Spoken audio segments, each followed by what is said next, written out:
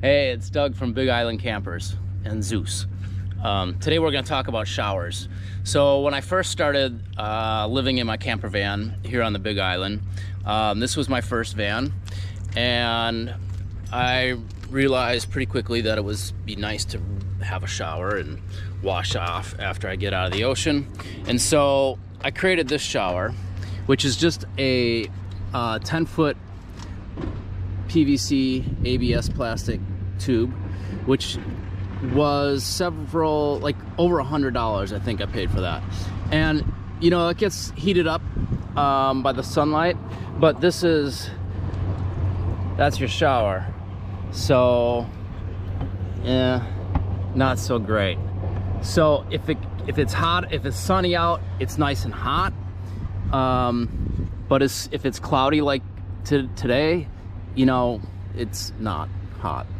And by the time nighttime comes, it gets kind of cold.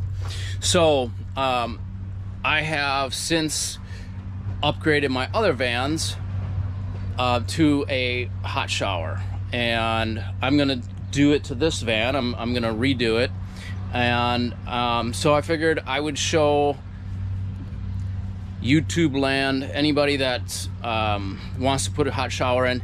You can put these hot showers in for less than 500 bucks. So, you know, I probably have 150 into that black tube. So, which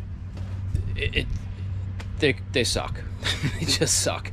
So anyway, these are the components, and I'll put the list online on this description of where I got these.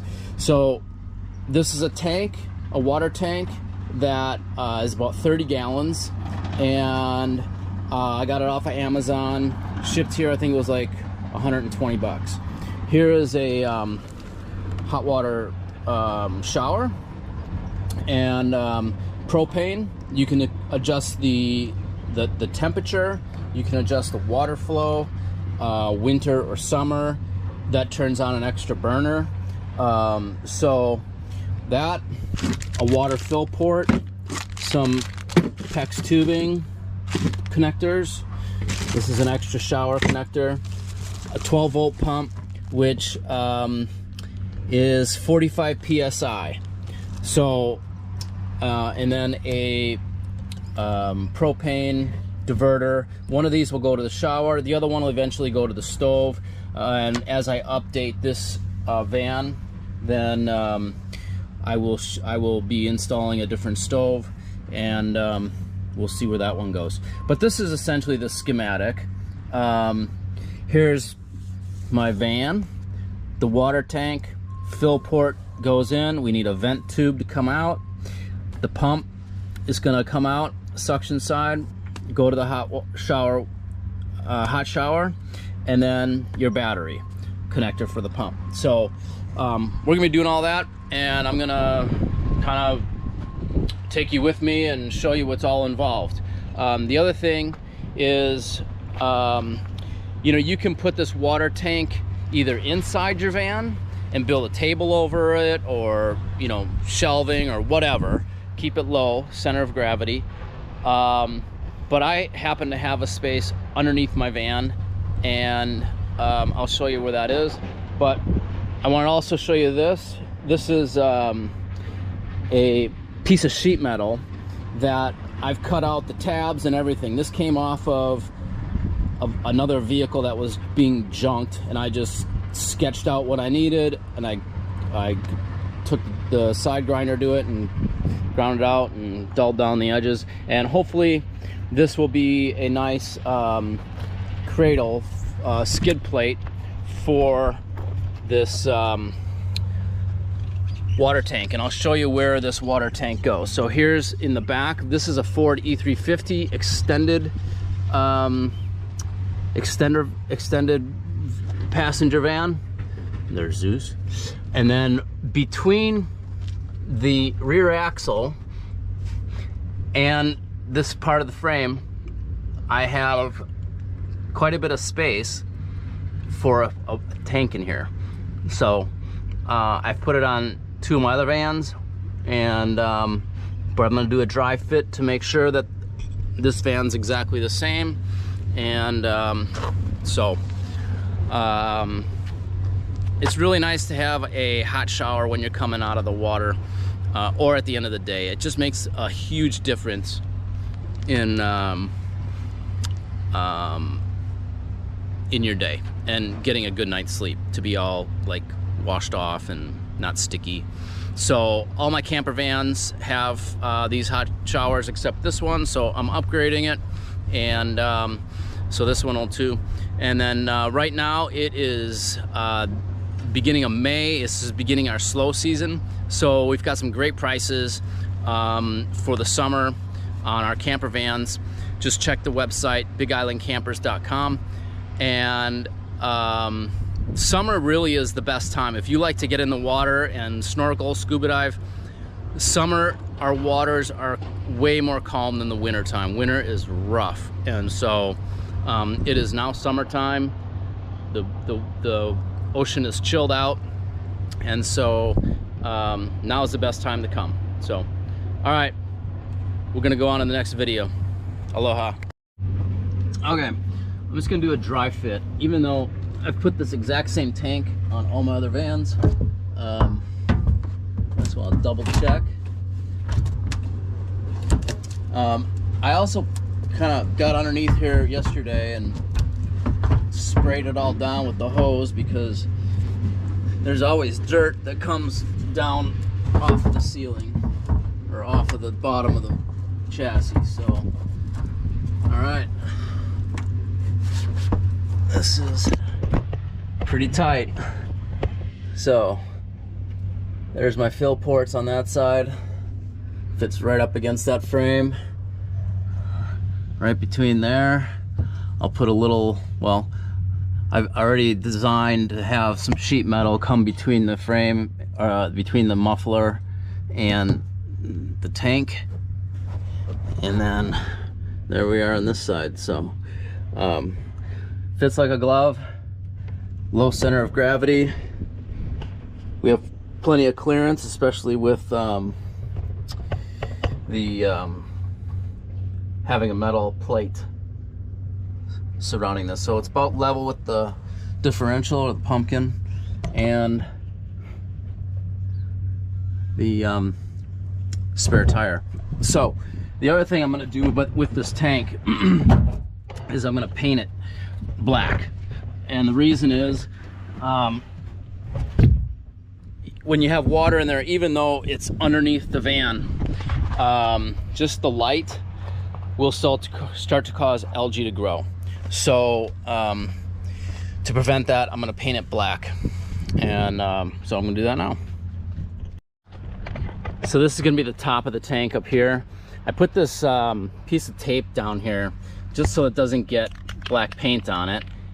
So that gives you an idea. You can kind of have a window into the tank as far as what the water level is. So all right, I'm just using some Behr Premium Black Matte. Here's to wood, metal, plastic, and more. So I'm just gonna spray it with that.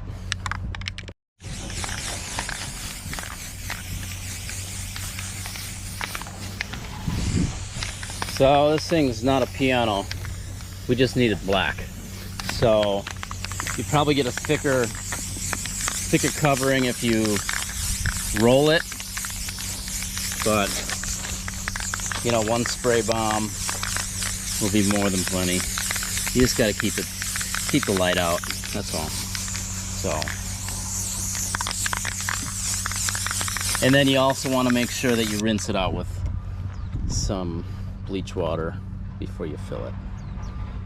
All right, lovely. Okay, so I've formed this piece of sheet metal. As you see, I had all the tabs cut out. I now have it all bent up. I have the back of it screwed together. That's going to protect it from the exhaust system. And here's the tank, all painted black.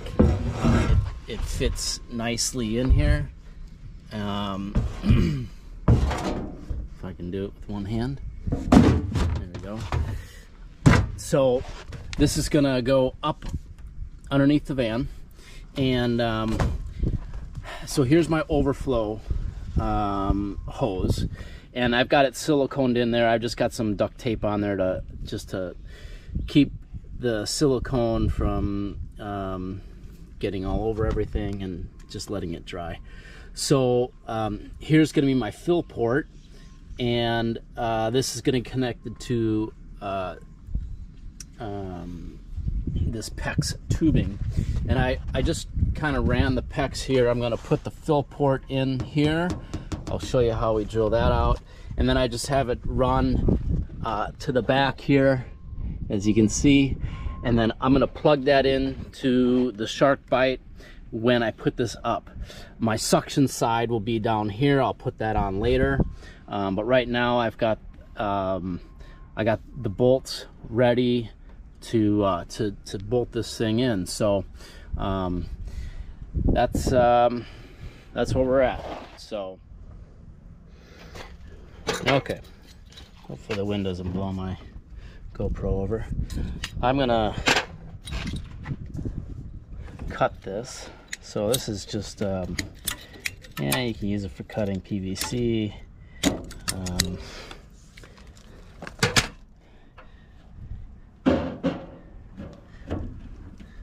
It's a standard cutter that you use for plumbing. Run that through here.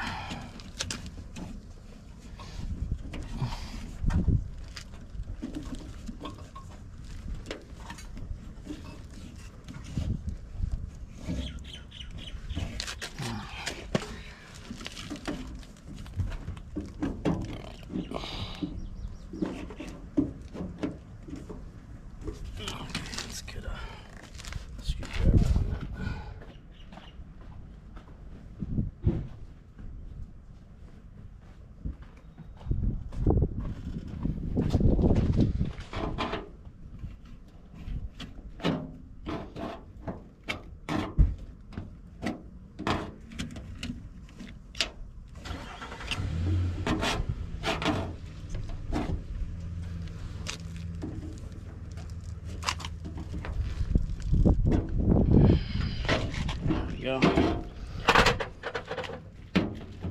Okay. So this is a SharkBite, and just push that on.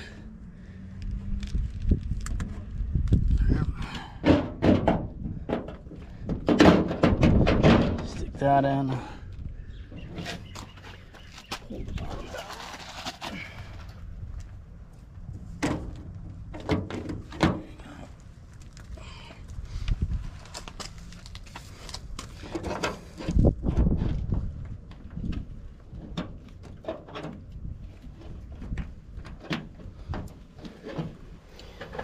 A couple screws in it.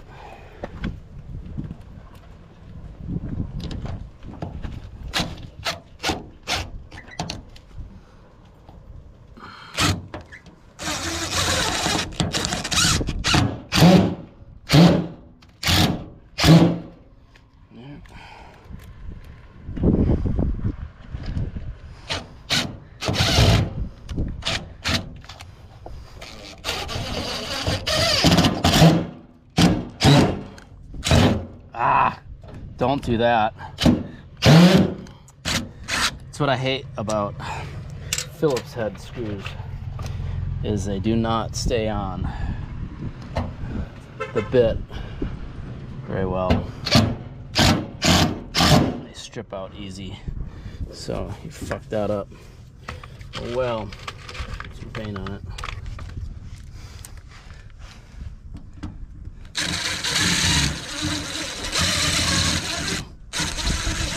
Probably the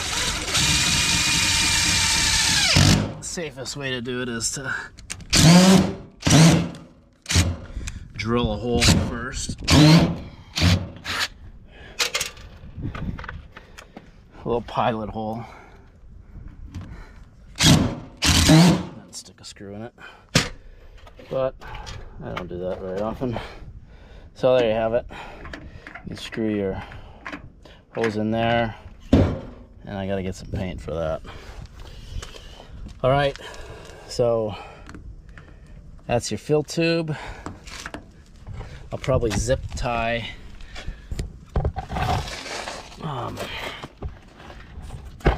put some zip ties on here. Whoops. One right there, just to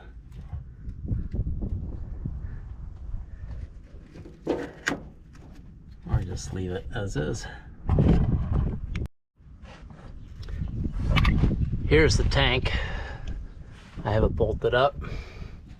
All my tabs lined up really well. Get it bolted there.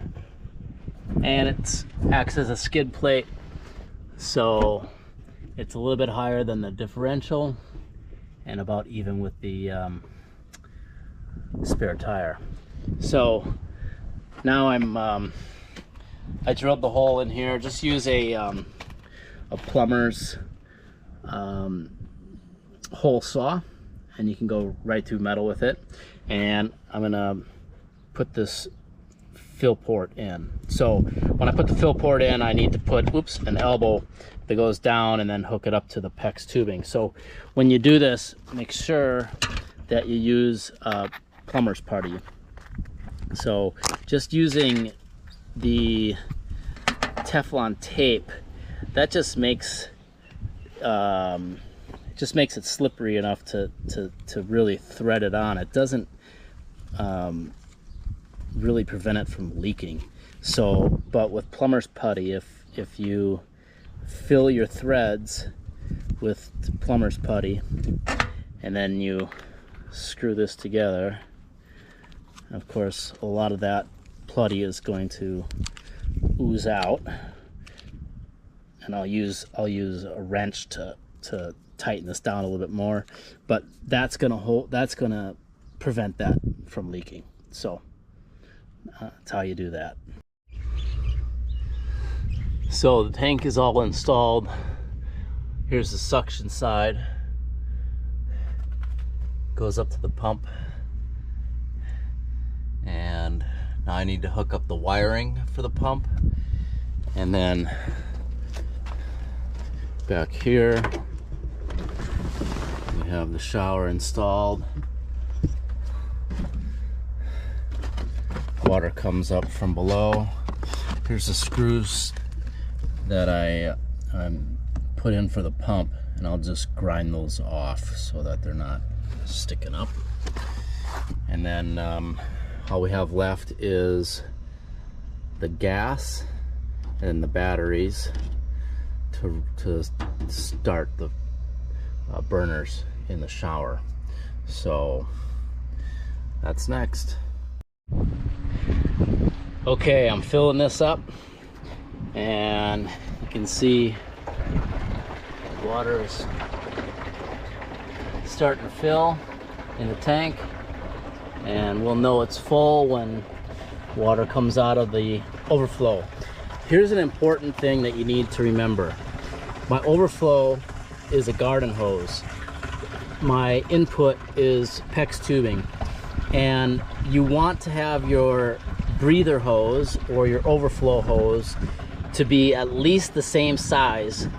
Otherwise, if you've got a lot of pressure, the water going into the tank, and you don't have this ability to move the same volume out when it's full, you'll blow up your tank. And guess how I know that? Because I blew one of my tanks off the bottom of the Sprinter van when I first hooked it up, because I just had a small little 1/4 inch line as a breather tube. So anyway, here's the shower. Here's my water pump switch. I moved my propane tank over, put the splitter on there for the stove and the shower. So that's it. This is gonna all get redone. I'm redoing this van this summer. Have some cool things to show you on that, but for right now, this is gonna be good enough. I think just having a 30-gallon water tank with a nice hot shower will be a lot nicer than having this tube. So that's gonna come off, and so we'll show you how it works once this is full. And I also I use these blocks of tree rounds that I cut with the chainsaw just to drive the van up on, so that I have more room to work underneath there. It's difficult to get tank underneath there and work on the pump, installing the pump and everything underneath here while it's on the ground. So it's safe, it's easier. Instead of sticking it up on a jack, just drive it up on some stumps, so, or rounds that you cut with the chainsaw. So all right, okay, so we're finished with this shower, instant hot water shower. So all you do is turn it on, boom, that kicks on, 45 psi. This is Celsius, I don't know if you can read it, but that increases your temperature. That's a summer setting for only one burner using. This is how much, if you want to go slower with your water, or if you want to go faster with your water, and then shut it off. So we have a 30-gallon water tank, instant hot water, our propane, which also has a T on it that powers the stove, or provides fuel to the stove.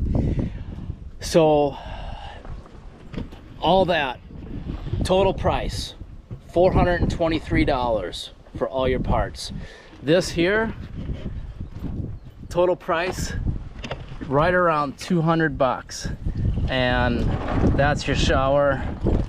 It's only hot when the sun's out, and that's about as pressurized as it gets. So that's coming off. This was just put on. This whole van is gonna undergo a renovation this summer. I'm gonna take the carpet out, and I'm gonna make a bed that actually slides out the back door on a 500-pound drawer slide, so you can sleep under the stars. And some of this cabinetry is gonna be redone, and I'm gonna have a real stove up in the front. So there you have it. Pretty much step-by-step instructions on how to install one of these hot water showers. And with the water tank, you can put the water tank anywhere. You can put it inside the van, you can put it underneath the bed, you can put it underneath your cabinets. So you can make it as easy or as complicated as you want. So there you have it, pretty simple. And we'll catch you on the next video. Thanks for watching. Aloha.